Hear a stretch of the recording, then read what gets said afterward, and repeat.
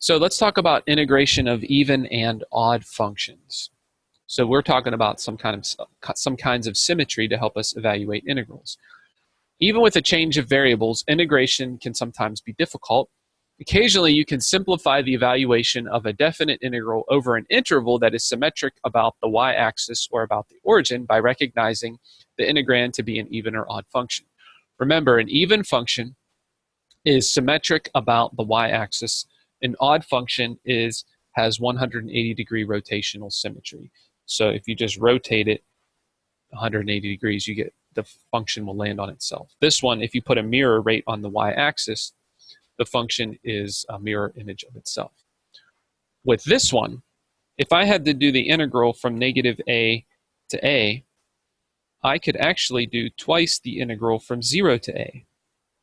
Because if I do half of the region and it's symmetric, I can just double it. Okay, that's from 0 to a. Okay. Why is that helpful? Well, lots of times it's a lot easier to substitute 0 into a function than it is to do a negative number. So if I just go from 0 to a, get that number, and then double it, it'll give me the area of the whole region.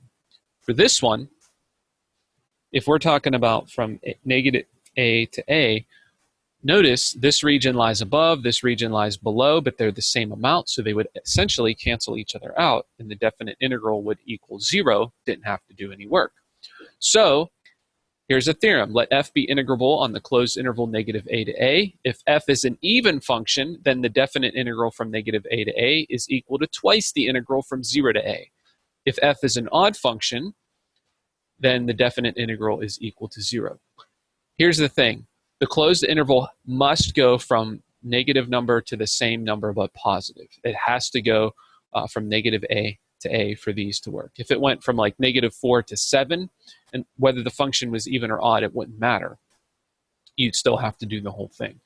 But as long as the limits are opposites and the function is either even or odd, you can apply this theorem. So let's evaluate this function, or this definite integral. Notice the limits are opposites, so when that is the case, that's a hint that you want to try to do it as an even or odd function. So remember, how to determine if a function is even or odd is you plug in negative x and see what you get. If you plug in negative x, it would be negative x to the fifth minus 4 times negative x to the third plus 6 times negative x. If you simplify that, you would get negative x to the fifth plus x to the 4x cubed minus 6x, which changed all the signs in the function, which means that when you plug in the opposite of x, you get the opposite function, which means that the function is odd.